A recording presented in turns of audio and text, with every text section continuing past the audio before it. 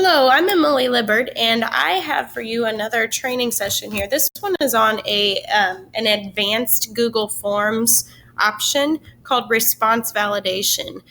This was one I didn't know what it was. I didn't pay any attention to it for quite a while. And then I was looking into creating my own breakout EDU session. I wanted to build my own. I knew it was possible, but I didn't know how. And I discovered that this response validation is that how. That's how you build those forms where you have to have the right answer to go on. You can't submit the form until you get the answer right. Those are a lot of fun to do, and they're even more fun to create and watch others do. So it is possible. I'm going to show you the steps on how to make that form.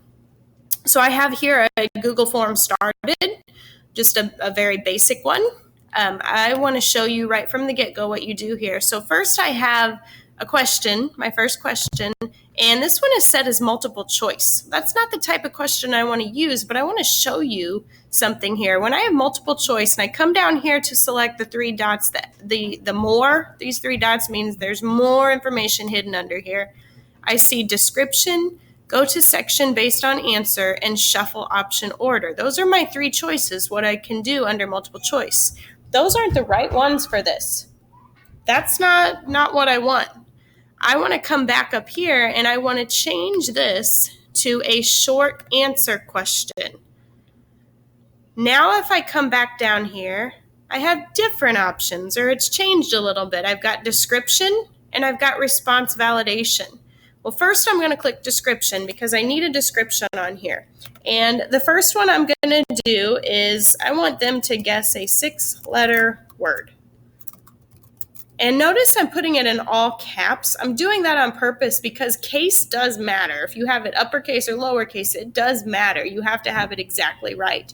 So in description, I'm going to tell them that they need to have the word in all caps.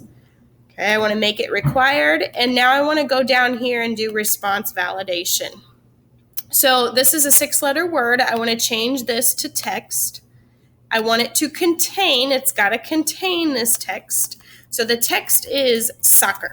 I'm just picking a 6-letter word. I want them to guess the word soccer. And if I were doing the breakout, I would have a hint or a clue or something that would lead them to that word or lead them to a hint for that word. And then custom error text. This is what you want it to say if they guess the wrong answer. So I'm going to just put, sorry, try again. Okay, now I've got one question set up. They have to get soccer, or it says, sorry, try again. I want to show you how that works. So if I come up here to preview, come click on the little eyeball, it's going to take me to this form so I can preview it. And I only have one question. But 6-letter word, let's say they guess the word is football. Sorry, try again. Let's say they guess the word is cow. Maybe they got the black and white hint. Sorry, try again. And maybe then they guess it right. Soccer. Notice the sorry, try again goes away. They could submit the form. Okay, let's say they try soccer, but they don't have it in all caps. Caps lock does matter. That's why I put up here caps, all caps, and I made sure this was in all caps. They have to have it typed exactly the way you typed it, or it's wrong. So soccer, now they can submit. They've got that answer correct.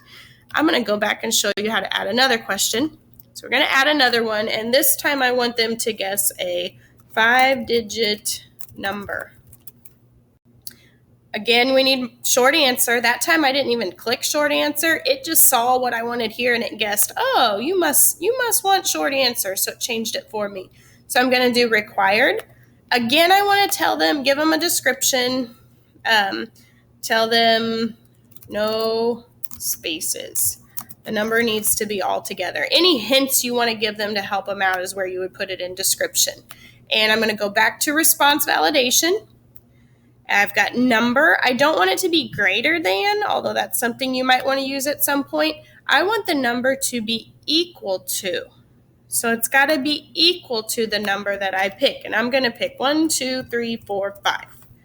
That's my 5-digit number. Custom error text. Oops. Wrong answer. And you could give them any clue here that you want to give them, or you could just tell them, nope, try again, sorry, wrong. You could be as creative as you want. I encourage you to be funny here or try to come up with some fun stuff. Just keep trying to get a little Finding Nemo in here. Just keep trying. Okay, so do something that kind of makes them smile when they get it wrong, not just, nope, you're wrong, nope, you're wrong, nope, you're wrong. Okay, and so this one should be set up. Now I'm going to go back up here to preview. And now I should have 2 questions on here. And again, this one was soccer. I know that one worked. So I want to try this one. Always, always, always test it out yourself. Test it 5 times. Make sure it works, because you don't want to get it all set up, send it to the students, be so excited for it to go, and then find out that it's not going to work. So make sure you try it out yourself. So maybe they want to try out 2, 3, 4, 5, 6. Oops, just keep trying, just keep trying. And then I'm going to come back and do 1, 2, 3, 4, 5. And then it goes away. I can now see that my answer is correct. Maybe I even want to try 1, 2, space 3, 4, 5. See that space in there does not work. So that's where you might want to tell them the no spaces. Okay, and then I could submit the form and it will let me submit. You would probably want to have some kind of little closing response here too on your breakout session. Put something there. Your response has been recorded isn't really appropriate for this one. That's just default, what it goes to. Tell them something. Great job solving this. You're an expert. Relate it back to your theme of whatever your breakout session is on. So that is response validation, and that is how you set up your breakout sessions. There are so many other uses for this response validation. So I encourage you to try to find something to use this for. Try to find, maybe throw it in on a regular quiz just to get the kids excited, something fun and new, and have a word that they have to guess. Have a little challenge. Kids like those challenges. So once again, you have to have a short answer question, and it is under response validation down here. You have to tell what you want the answer to be, and then be sure you put something over here, because if you don't put anything there, it's going to tell the correct answer. Let me delete this, and I just want to show you how that works. Okay, so I didn't put anything in there, and the answer was 1, 2, 3, 4, 5. Notice as I'm typing, I haven't even got it all in there. It says it must be a number equal to 1, 2, 3, 4, 5. So you have to change that custom error text. Sorry, incorrect. You must put something there, or it's going to go ahead and give them the answer. So that's very important. Okay, that is response validation. Good luck if you're making a breakout session. If you need any help on doing that at all, check with me. I'd be glad to help you. This is Emily Lippert. Thank you.